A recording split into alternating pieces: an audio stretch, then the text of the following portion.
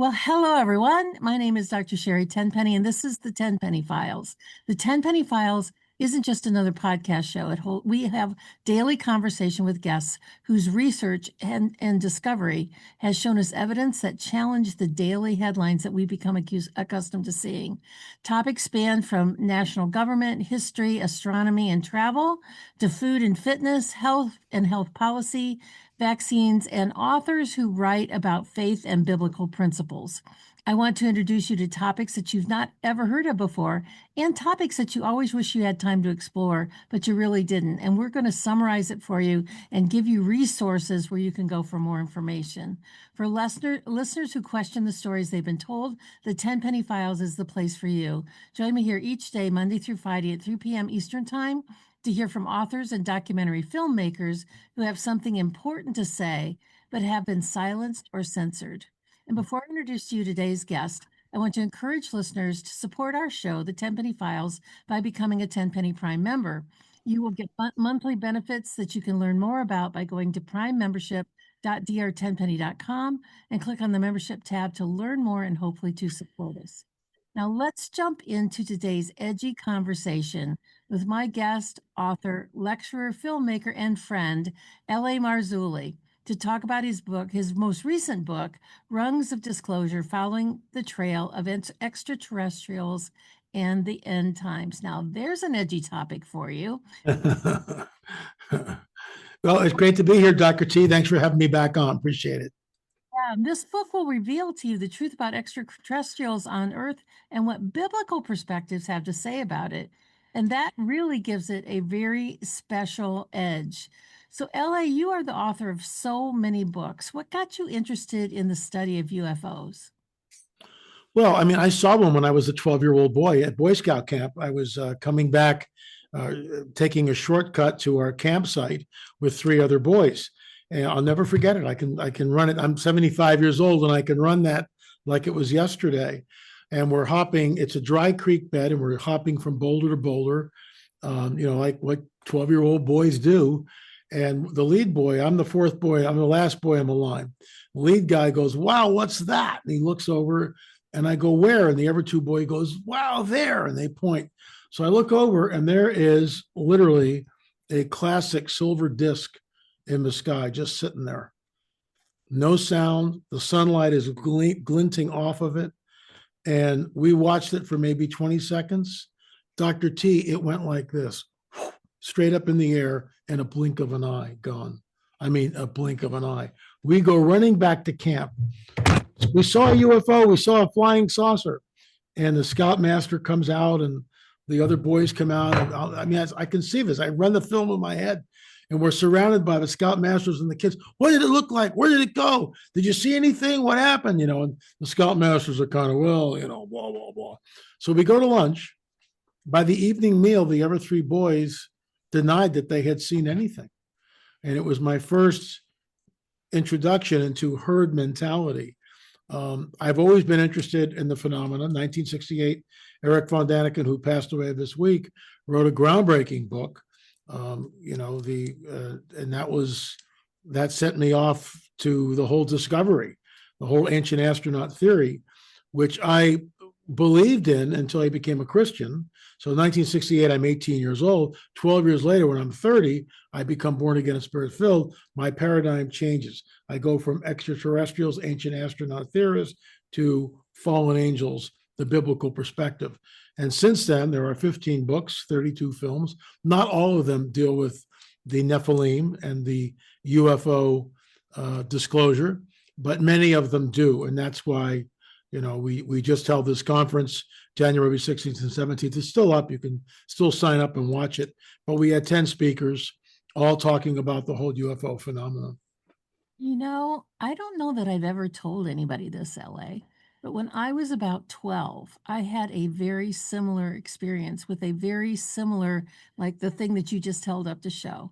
I was standing back behind our house and we lived out in the country. There was no ground light. It was very dark. It was a summer night and I saw this UFO thing with this red flashing lights going around the bottom of it. You could clearly see it. And I followed it for maybe 5 minutes as it very slowly went across the sky. And then off to this side, going from which would be south to north, was a prop plane that was coming across, was going that way.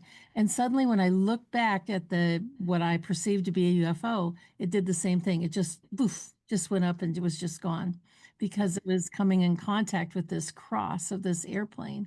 So, I mean, that was really pretty interesting. I ran in and I told my parents, and they just looked at me like I was crazy. Sure. I don't think I've told anybody that my entire life, except now I'm telling you a similar sort of discussion. What brought you to writing this particular book at this time called The Rungs of Disclosure? And what does the title really mean to you? Well, before I address that, let me just thank you for sharing that with me. I get this from people all the time. I'm a warm, fuzzy bear, and people will, I mean, I'm to give you an illustration. So I'm at a conference, and a man and a husband and wife are there, and the wife starts telling me about her abduction phenomena, her abduction experience. And the husband's like, you never told me this. And it's not because I'm someone special. It's just because people like yourself realize that they can trust me. And there's no ridicule, there's no judgment. There's only, yeah, you had a close encounter of the first kind, Dr. T. That's what you saw. It was real. The rungs of disclosure, the nexus for that, for the book, of course, I have a copy right here in my desk, but I'm watching Tucker Carlson when he was on Fox News. And I mean, I used to watch Bill O'Reilly, and O'Reilly left, and then Tucker came in. And so I'm watching Tucker, and it's a Friday night, and Tucker looks right at the camera. It's a close up, kind of like just like what you're seeing now with me. And Tucker goes, UFOs used to be the stuff of tinfoil hat wearing people and conspiracy theorists, but maybe we shouldn't think that anymore. Commander David Fravor joins us tonight, a former F-18 pilot who had a close encounter with a tic-tac shaped object. And the camera shifts. There's Tucker, Commander David Fravor, the former F-18 pilot's here. And then they're showing UFO footage. And it's a Friday night. He's the last interview with Commander David Fravor. And Fravor talks about his encounter with a tic-tac shaped object. And at the end, towards the close of the interview, Tucker goes, in your opinion, Commander David Fravor, what did you see? What was this? And Fravor looks right at the camera. Commander Fravor looks right at the camera and says, whatever this was not from this earth. Dr. T, I said to my wife, oh my gosh, this is it. This is disclosure. We're getting disclosure. And that was the first rung on the ladder of disclosure. And then we're up to rung number 25. The book has 17 rungs. It's a little over a year old now. It came out, Charisma Publishing published it. And it came out last October, 2024. So it's been around for about a year, selling really well. And even what amazes me, even with all this stuff going on, you'd think it'd be flying off the shelves. People are reticent. People, especially people in the church, they don't know how to deal with the subject. That's why I wrote the book. But it goes rung by rung. You're climbing up a ladder. That's the analogy. And at the top rung of a ladder is full disclosure. Well, with what's happening in Congress, what's happening with Age of Disclosure, the film that came out a little over a month ago, Steven Spielberg's got a film coming out this summer, Disclosure. I mean, you have Congress, you have Age of Disclosure. It's everywhere. It's ubiquitous now.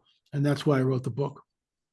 You started the book, which it's very interesting and for the reader, very easy to read. It's a very engaging book that really takes you through dialogues and interviews that you did, and it's a real easy to read book. So it reads really quickly, and you can get information really quickly. You started the book by giving the Roswell crash background. And I know that you and your business partners, Gil Zimmerman, created 2 films about the Roswell event. What are your thoughts about that, and why do you think it's important? This is a piece of metal that we retrieved from the debris field outside of Roswell. It's an aluminum alloy. It doesn't match any known aluminum alloy that we have. It's an aluminum alloy.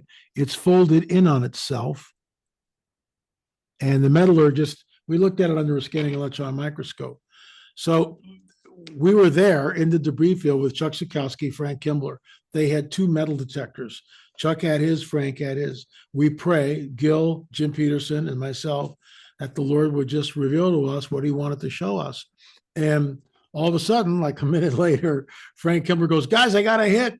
So we go running over and we show on film, according to Chuck Sikowski, we are the only film company to ever actually show a piece of the metal coming out of a debris field. No one else has ever, they always show it afterwards, but they never show the actual metal coming up out of the ground. And we show that. So Frank's there with a little garden spade, and he's going like this. He's digging down. And he's got a pile of dirt, and he's got his metal detector, and finally it's out of the ground. But he doesn't know where it is, but it's out of the ground. It's in a little pile of dirt, probably about 4 to 6 inches high. And now he's taking it. He takes a piece in his hand. Here's the metal detector. He goes like this.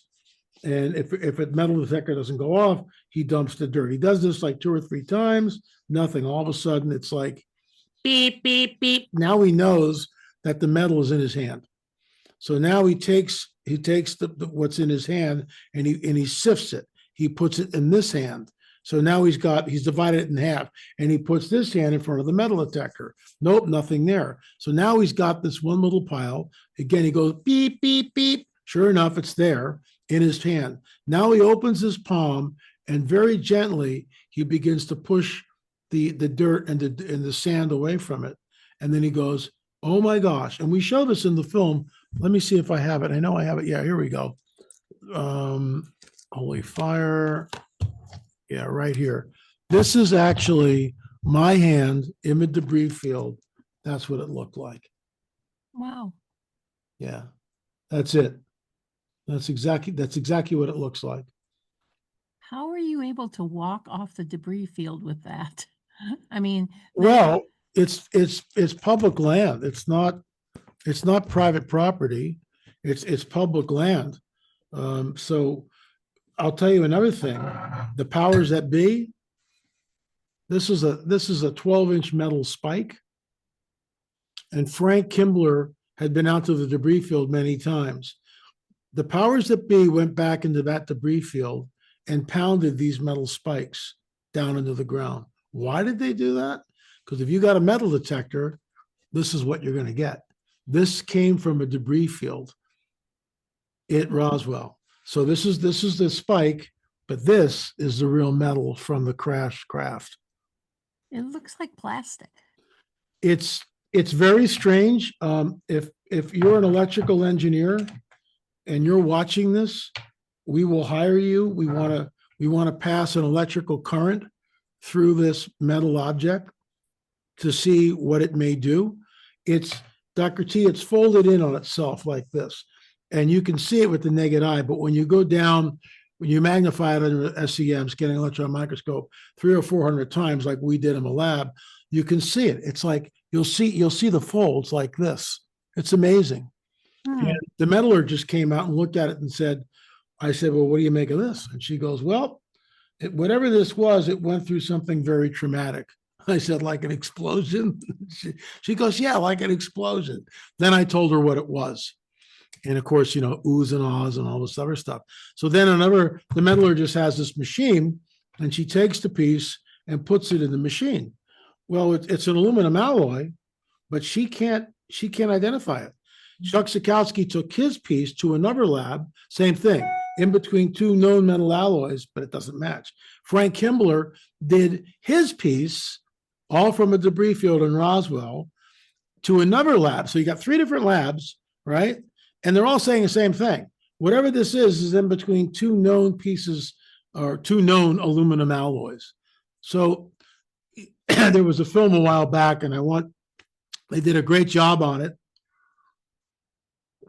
Christian filmmakers, our hats are off to them, but they have a different paradigm than we do. They insist that what crashed at Roswell was a weather balloon. In our film on Roswell, we interviewed Dr. Jesse Marcel Sr. It's an old clip. I never interviewed him, but I did interview his son, Marcel Jr., and we reenact that in the film, our 2 films on Roswell. And it's the film is called, I got all these props here. The film is called Exoneration. And the reason why we do this is because, in our opinion, Jesse Marcel Sr. was the Lee Harvey Oswald of ufology. He was a patsy. It was a total setup. And now it's decades later, and another film crew is interviewing Jesse Marcel Sr. in the debris field. And he goes, and he says on the record, looks right at the camera, this guy's telling the truth. You know, there was like this foil-like substance on the ground. You could pick it up, you could wad it into a ball. It was light, but you couldn't bend it. You could hit it with a sledgehammer, it wouldn't dent. He's going on and on. And then he goes, at the press conference, the reporters wanted me to talk about the debris, but that's not what I did. I didn't feel comfortable doing it. So General Ramey did it. And General Ramey said it was a weather balloon. And Marcel Sr. looks right at the camera and goes, but we both knew differently.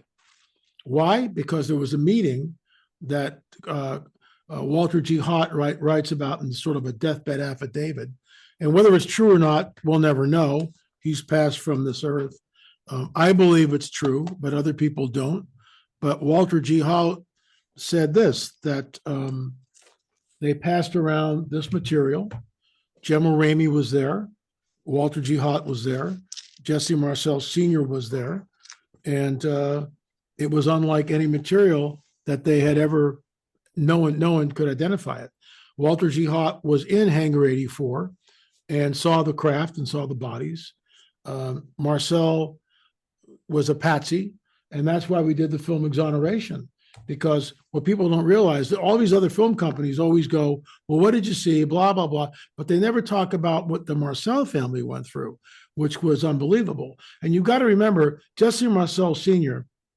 was the intelligence officer of the 509th Bombing Group. The 509th Bombing Group is the bombing group that dropped the 2 atomic bombs on Hiroshima and Nagasaki. This guy's not Elmer Fudd. He's highly intelligent. He's an incredible guy. He's military all the way. He knows what's out there. And his son, Jesse Marcel Jr., comes on the record with us.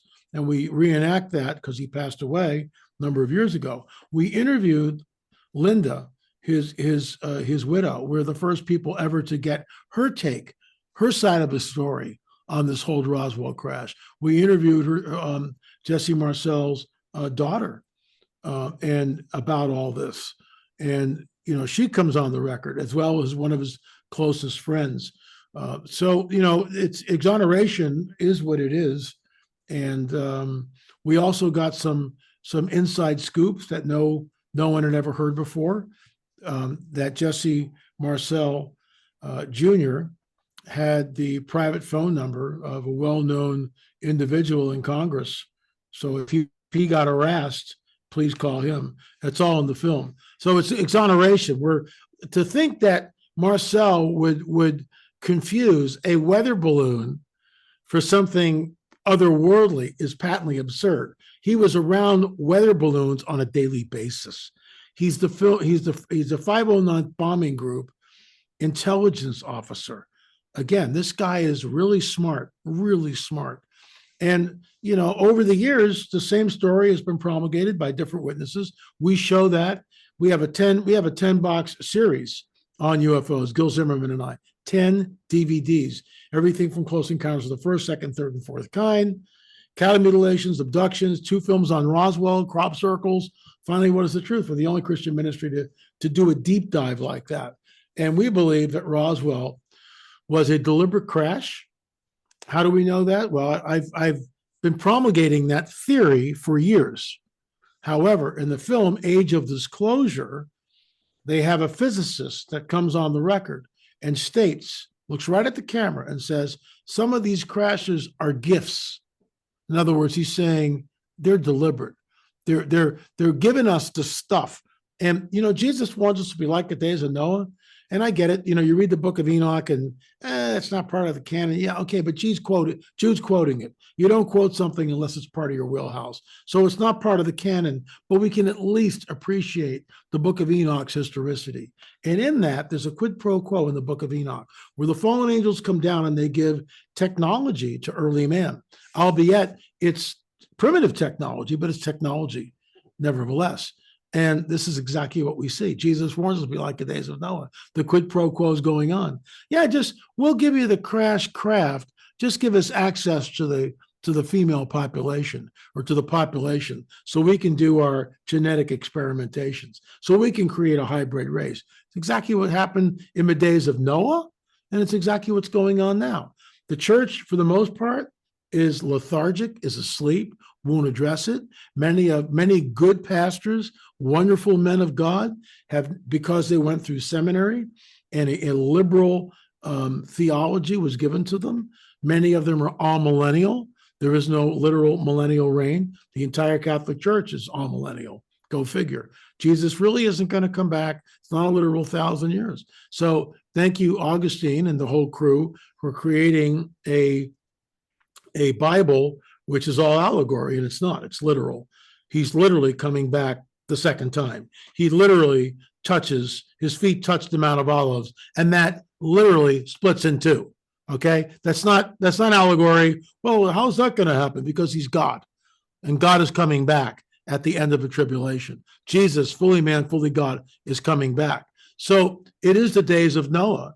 And this is why, if you're a seminarian, you're taught the Sethite theory. You're never taught Genesis 3:15, which is the gateway to the entire Bible. If we don't have the proper exegesis to the Genesis 3:15 narrative, we are ignorant to the things, to really the entire Bible. And I'll tell you why. Genesis 3:15, Jesus is in the garden. Adam and Eve have just sided with the dragon. The dragon's over here. Jesus says this proclamation to the dragon: your seed, your offspring of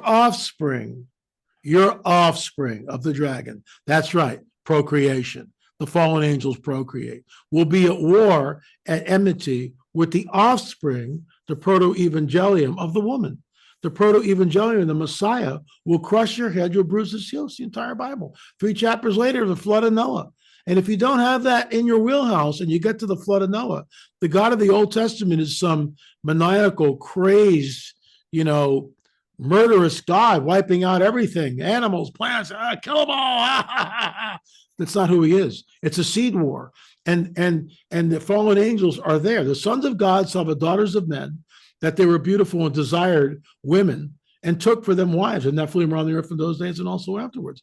And that was believed all through for thousands of years, until the knucklehead in the 4th century, Julius Africanus, invents the Sethite theory. And then what's his face? Augustine grabs onto that, and that's now taught in the churches. And here it goes, whispered down the lane. So if you're a seminarian, oh, these are the Sethites. But when Jesus speaks about this, and he says, when I return, it'll be like the days of Noah. Everyone in earshot knows exactly what he's talking about. Why?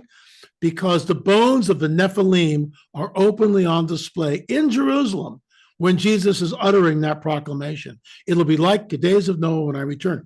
The Israelites, the Jews who were there in Jerusalem, know exactly what they're talking about. Why? Because Josephus, the 1st century Jewish historian, talks about the bones of the Nephilim being openly on display in Jerusalem. They're not in the Temple Mount, but I bet my last dollar that they're on the way to the Temple Mount. And so everyone would see him. Hey, Joshua, look over there. There's the bones of the Nephilim that your great-great-great-great-great-great-grandfather, Joshua, conquered. There they are. Look how big they are, the bones of a Nephilim. They weren't little 6-foot guys, the Goliath, a 9-footer. I discovered a 9-footer out on Catalina Island. The Kandahar giant was 12 feet tall, but I digress. So the days of Noah, everyone knows what he's talking about. But if you're a seminarian in the 20th century, now the 21st century, no, you're taught the Sethite theory. Well, you know what, LA? There is so much to unpack in there, and I've got 50 questions that just came up. And I'm going to have you hold that thought right there, because now is a good time to take a short break to hear from some of our sponsors that sponsor AmericaOutloud.news. America Out Loud Radio plays the Tenpenny Files on the iHeartRadio network daily at 3 p.m. Eastern Time. You can also catch it anywhere in the world on their media player at AmericaOutloud.news. You can also find it on our website at drtenpenny.com under the podcast tab. If you've missed any of these great conversations, that you can also find them on Spotify, Pandora, Apple, TuneIn, iHeart Virtual Studios, and again on our platforms at drtenpenny.com and drtenpenny.substack.com. Because there are so many great books and documentaries and so little time to read and watch all this great information, this show is meant to maximize your time, jumpstart your interest, and hopefully send you to resources where you can do further research into the depths of what we're talking about. So sit tight. We'll be right back. We're going to hear from our sponsors. Take a close listen. They're the things that keep us on the air. We'll be right back. Zeolite is a detox spray. We work specifically with a company called Touchstone Essentials. They are an incredible company. We've been working with them now for several years. And zeolite is a mineral that goes through your body like a one-way basket. It will clean out heavy metals such as arsenic and mercury, aluminum, cadmium, and it hooks onto those metals from a one-way perspective. So once it's bound, it goes out through your urine or your stools and doesn't get redeposited in other places. Everybody needs to have a detox product in their life, and this one is so easy to use and it's so safe. You can take it when you're pregnant, you can take it when you're nursing, you can give it to little children, you can even give it to infants, and quite frankly, I give it to my dog. I actually put a little bit of the zeolite in his water because until we all stop living in a toxic world, we all need to get some of those extra toxicities out, the heavy metals, the persistent organic pollutants, the things that are floating through the air, the different things that we come in touch with in our environment. And we are a big fan of zeolite from Touchstone Essentials. We've been a big fan of their products for several years. Go to drtenpenny.com/detox to get your first bottle of zeolite spray for $50 off. Well, only when the government bows to the people will America become great again. This is Malcolm Out Loud here. Join me in pushing back against censorship, my fellow Americans. Right at the top of AmericaOutloud.news are the words, many voices, one freedom, united in the First Amendment. Now is our time, my fellow Americans. AmericaOutloud.news, liberty and justice for all. Well, welcome back, everyone. Today is our conversation with L.A. Marzulli to talk about his book, Rungs of Disclosure, Following the Trail of Extraterrestrials and the End Times, the book that will reveal the truth about the extraterrestrial presence on Earth and what the biblical perspective is and is not about this phenomenon. But let me tell you just a little bit more about our special guest today, L.A. Marzulli. L.A. Marzulli is an author of 14 books. He lectures on UFOs, the Nephilim, the ancient prophetic texts, and presenting his exhaustive research at conferences, churches, and all over the world.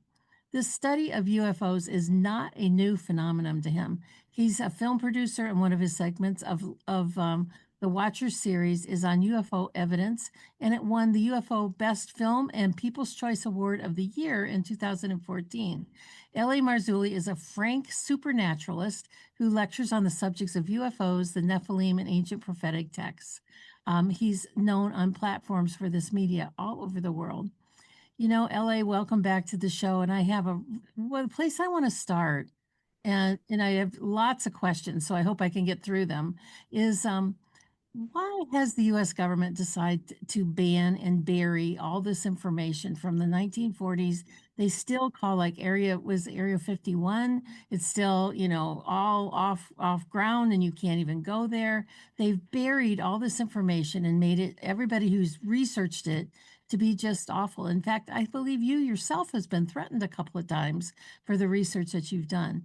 Why is that? Why don't they just say yes or no? And they have, multiple presidents have been through all of this. This is nothing new in our American history. Why did they keep it buried? Well, it's really interesting. They've kept it buried for decades, and the whole tinfoil hat thing. Where is it? Thank you, Karen Wilkinson, for procuring it to me. So I've got my tinfoil hat on now, and I guess I'm a conspiracy theorist too. But the bottom line is this: that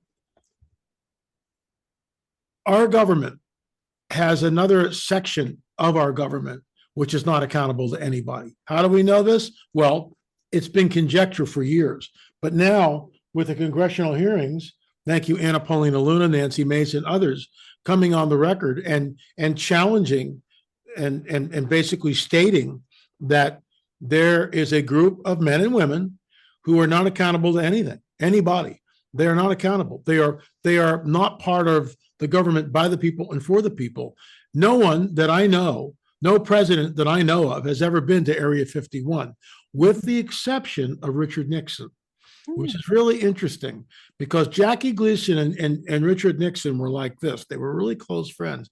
And Gleason, deathbed confession time, talks about being taken by Nixon to this place and seeing bodies and craft and all this other stuff. Bob Lazar worked at Area S4, which is in Area 51, and he saw the craft, and he's never changed his story.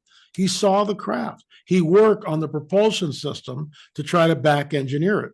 So there are two groups in our government. One, that's all military.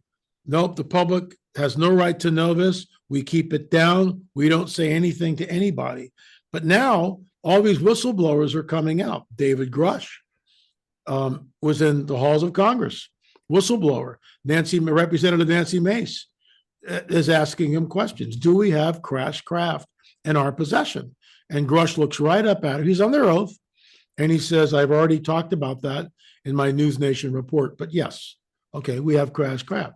So Nancy Mace goes, well, do we have the bodies, the pilots from these crash craft?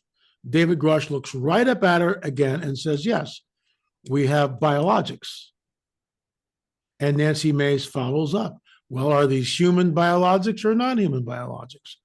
And Grush looks right up at the camera, right up at Nancy Mace and goes, non-human biologics. That is one of our rungs on the ladder of disclosure. I think it's rung number 15.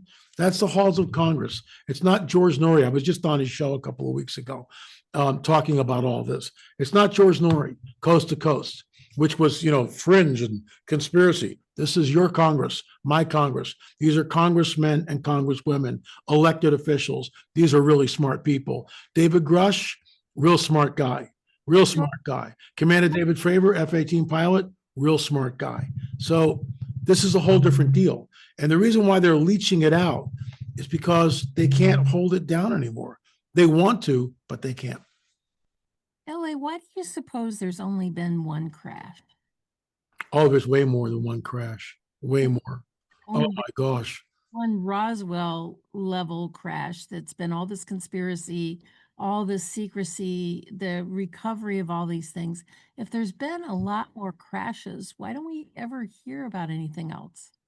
I'll tell you why, because they're on it like white on rice. And when there's a crash, they're deployed. And I'll tell you how I know that. Years ago, I was at a conference and a woman came up to me and basically stated that her father was involved in a UFO crash retrieval program. And he confided in her, but, he wouldn't go on the record type of thing. And he said he was part of a program, an elite group of people. When there was a crash, they were immediately dispatched, immediately. And they would secure the area, and then the military would go in and retrieve the craft. And this is, when you look at Steven Spielberg's movie, Close Encounters of the Fourth Kind, it's exactly what it is. It's all he's doing is showing us on film what reality is. When they close the thing off and they all got the gas mask, oh yeah, it's a toxic spill, turn around, blah, blah, blah, and the people turn around, they're all freaked out, and the guy just takes off his mask. It's a ruse. It's a canard. The Kecksburg crash in Kecksburg, Pennsylvania, same thing. The military comes in, that's the early days. Quadrant off the place, nothing to see here, and they take the stuff out. And so there's been a lot more than one, absolutely a lot more. In the halls of Congress, once again, you have whistleblowers coming forth and telling us that other countries have crash retrieval programs. You've got a physicist, I think it's Dr. Putov. I might be getting that mixed up. He's a physicist who comes on the record and tells us that that some of these crashes are gifts to us so we can back engineer them?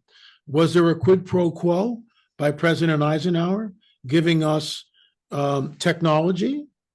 We'll give you access to the population. Days of Noah on steroids, right? Days of Noah, the daughters of men, it's a fallen angels, sons of God, son of daughters of men. Here we are, right back in the same thing. Days of Noah.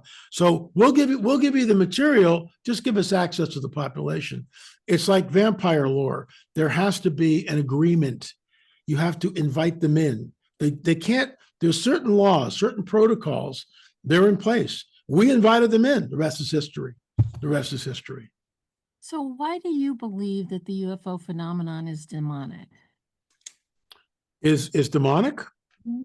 Well, let me ask you this. Is it okay to take a 5-year-old boy against his parent wishes and subject him to very sadistic experimentation, sexual in nature, and then implant him with a metallic object below his knee? Is that okay? Yes or no? Of course not. There you go. When I'm at a UFO conference, which I'm not invited to anymore, that's totally okay. But I will ask that question rhetorically to the Yep. audience. Is anybody in the audience? You better explain that. Yeah. You drop that. You no Does longer it- into their conferences. Yeah. Well, it's fine. I mean, it's just they don't like what I have to say because I talk about Jesus and they don't want to hear about Jesus, and that's okay to their detriment. So is it okay to abduct a 5-year-old boy? Of course not. Never a hand goes up, Dr. T. Never. Yeah, it's okay to do that. Their ways are no. Nobody agrees with that. So what are we looking at here? We're looking at the fallen angels. Sperm is taken from the men, ovum is taken from the women. Some women are impregnated, and in the 3rd month of the pregnancy, they are re-abducted, and that entity is taken from them. How do we know this? We've got in our film. It's number 4 in our 10-box DVD set that Gil Zimmerman and I produce. It's number 4, the abduction phenomenon. 2 women who were taken multiple times. And Angela is chilling. So is Karen. Both of them are just, it's gut-wrenching. And Angela goes, I woke up at like 2 or 3 in the morning. I looked out my window. There was a UFO in the front yard, just spinning there, just like this, just sitting there. And I said to myself, what are you doing here? Like thinking. And the answer, voice to skull, we're here for you. And before she could do anything, down she goes to the floor. Next thing you know, she's being floated out of her house and into the ship. She was pregnant. Okay. They saw the heartbeat. She went to the, what's the word I'm looking for? She went to the doctor and they saw the heartbeat in the womb. And then after she was taken and they took the fetus from her, no heartbeat, no fetal tissue. Karen Wilkinson, same thing. No heartbeat, no fetal tissue. Well, are you sure you were pregnant, ma'am? You can talk to my OBGYN. Yeah, I was pregnant. We all saw the heartbeat. There it was. And Dr. T, as a medical doctor, or maybe you don't know, and I'm not trying to put you on the spot, but more than likely you've at least heard rumor, cow's blood, bovine blood, can be recycled to be used in a human transfusion. So you can't take a cow and stick a needle in it and transfer the blood. That's not what we're saying. But bovine blood can be used and has been used in human transfusions. So this brings us to cattle mutilations. Why are the cattle mutilated? Why is all the blood drained? Why is certain parts of the animal taken? This is conjecture, and it's in our film. Gil Zimmerman, and I 10-box DVD set, the whole UFO phenomena on cattle mutilations. I believe that these entities are creating artificial wombs. And so when the baby is taken from the mother, the hybrid is taken from the mother at the end of the first trimester, 3rd month of pregnancy, it's placed in an artificial womb. And that's why the cattle mutilations. So why do you believe that the paradigm is that this has something to do with the Anunnaki? Well, the Anunnaki that word is being bandied about by the New Agers, those who believe, Zechariah Sitchin and all this other stuff. The late Dr. Michael Heiser still does, sitchiniswrong.com, and he takes you through why it's a mistranslation. And, with all due respect to Dr. Mike, he could be a little severe at times. That's all I'll say. But he's not with us anymore. But the Anunnaki are nothing more than the fallen angels coming down to earth and doing what they did and what we read about in the Genesis 6 account. They're exactly the same. It's just that the Sumerian tablets are well before we get the Torah. But that doesn't mean that it's the truth, right? And they'll go, well, the Torah, the Bible was written well after the Anunnaki. And the Anunnaki are just the fallen angels coming down, mixing the seed, just like we read about in the Genesis 6 account. When you get to the end of the book, you talk a lot about this being the great deception. And that, at the end times, it talks a lot in the Bible about, be not deceived. And, even the elect would be deceived by this Yes. deception. Why do you call this whole UFO phenomenon the great deception? Well, simply because it is. I mean, this is the coming great deception. Let me just, the Second Thessalonians chapter, which talks about do not be troubled by word or letter, but the day of the Lord is coming, or gathering to him, the rapture of the church. That day will not happen until the apostasia, till the falling away happens. So there's three interpretations of that. One would be the falling away is the rapture of the church. Two would be there's going to be a great apostasy, which is what I believe. Three, that there's going to be, that it just deals with the Jews, they will fall away. So the matter is cleared up. Thank you, Mondo Gonzalez. We talked about this. When you go to 1 Timothy chapter 4, verse 1, the Spirit expressly says that in the latter days, many will fall away from the faith, giving heed to the doctrine of demons. There you go. That's exactly what we see in the New Age movement. Thousands of people are leaving the faith. Can you imagine? Now, Congress is already talking about it. Now you have the film Age of Disclosure. And Dan Farrow, I'm trying to get him on my show, sits down with congressmen, congresswomen, Marco Rubio, the Secretary of State, Luis Elizondo, the head of ATIP, Advanced Threat Identification Program, right? ATIP, there it is. Christopher Mellon, CIA guy, scientists, congressmen, congresswomen, and they all look right at the camera. It's staccato. It goes from one person to another. Bam, bam, bam, bam. Different person each time. We are not alone in the universe. We are not alone in the universe. We are not alone in the universe. And it goes right down the line like that, right? Different people. What do you do with that? We're being set up. That's another rung on the ladder of disclosure. So this is the coming great deception. This changes everything. If Donald Trump stands up, he's surrounded by his cabinet, the Joint Chiefs of Staff, and he says on a Friday night, I have a very important announcement to the American people, but also to the people of the world. We are not alone in the universe. We have been visited for hundreds of years, if not thousands of years, by these visitors. We believe that they are peaceful. They have free energy. They are showing us we're going to change the world. It's going to change everything, blah, blah, blah. The Pope stands up and echoes Donald Trump's announcement, and then other leaders in Europe. What does that do to the church? What does that do to your faith? And this is where the great deception comes in. This will change everything. It's a mega lever. And many Christians, because their pastors unknowingly, because they don't know the Genesis 3:15 narrative, they're not aware of the prophecies which talk about the great deception. They don't know Daniel 2:43. Their seed will mingle with the seed of men, but they will not cleave to them. Who are they? If it's not men, who is it? Its seed goes back to Genesis 3:15, the seed war. That's why it's the gateway to the biblical prophetic narrative. Jesus warns us to be like the days of Noah. Men faint from fearfulness coming upon the earth. Paul admonishes us that Satan comes with all signs and lying wonders. We're here. We're here, absolutely. The Spirit expressly states that in the latter days, which is where we are now, many will depart from the faith, giving heed to the doctrines of demons. What's the doctrine of demons? That Jesus really didn't create everything, that we were seated here by an advanced race of extraterrestrials who genetically manipulated early man, started the world's religions, started the world's civilizations. Now at this critical juncture, they're back to usher mankind into a golden age. And this is where we are. You know, this was speculation when I came out with the very first book. Nephilim was a novel. Nephilim, the truth is here. 1998, that was published. Okay, so that's, you know, we're coming up on 30 years here, right? I've been banging this drum forever, but it's here now and it's manifesting now. And your congressman and your congresswoman are talking about it. You know, you said in the book, you say that NASA has stated that they are hiring priests to prepare the people for alien contact.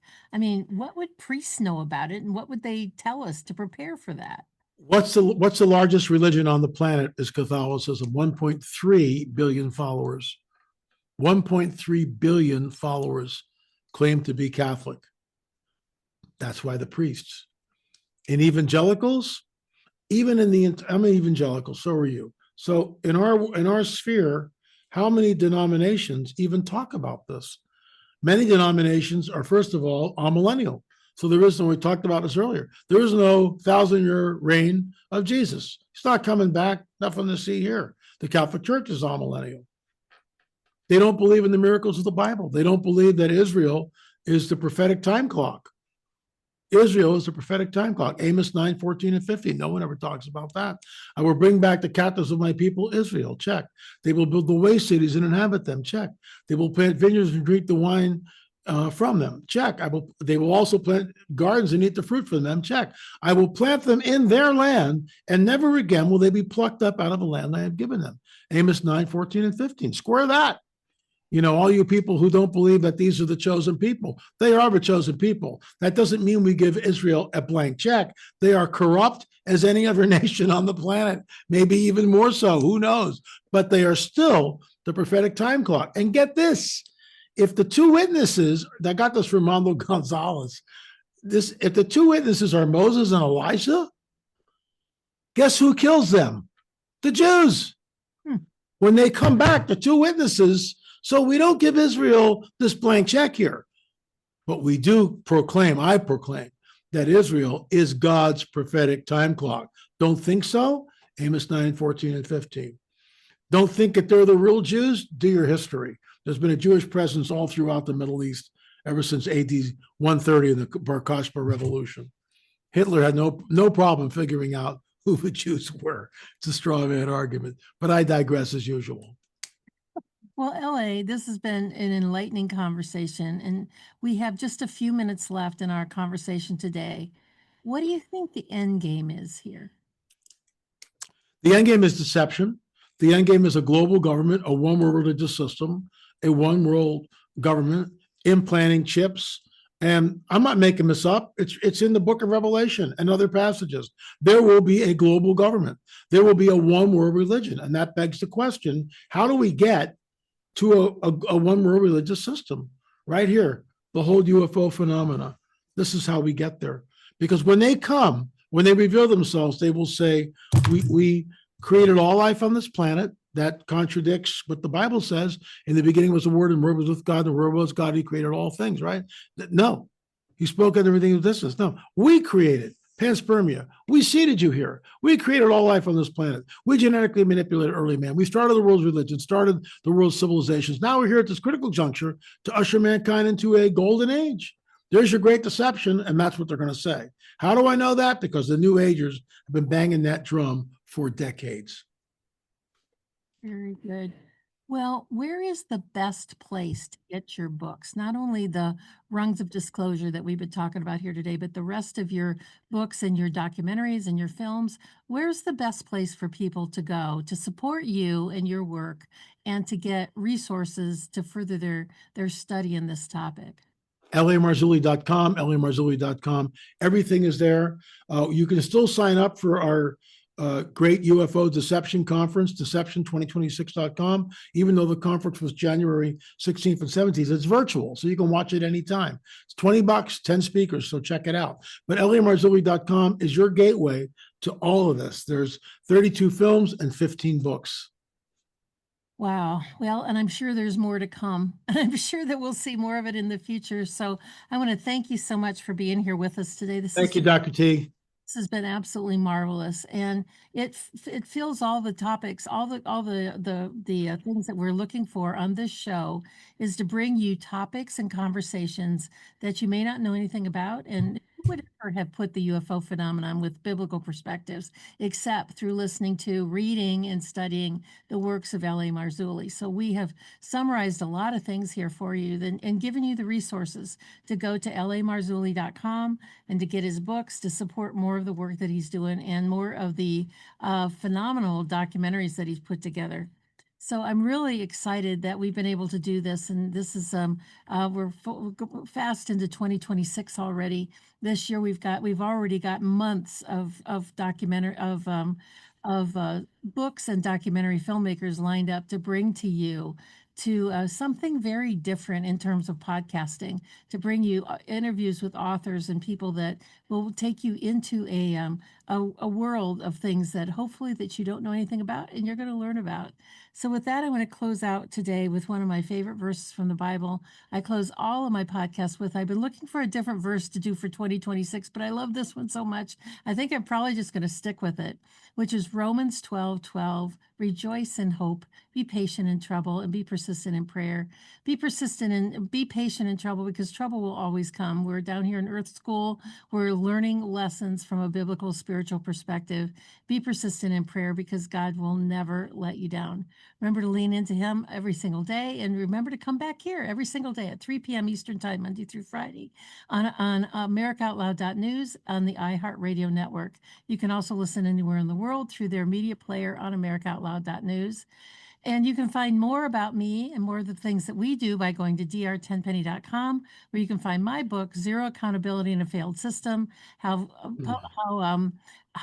the public health, vaccines, and the law have been corrupted by the pharmaceutical industry, and there is so far zero accountability. You can also find my Substacks at drtenpenny.substack.com and and 10pennywalkwithgod.substack.com, which is my Sunday Substack. So with that, we want to thank everybody for being here. We'll see you here tomorrow or the next time on the 10 Penny Files, Monday through Friday at 3 p.m. Eastern. Goodbye and God bless.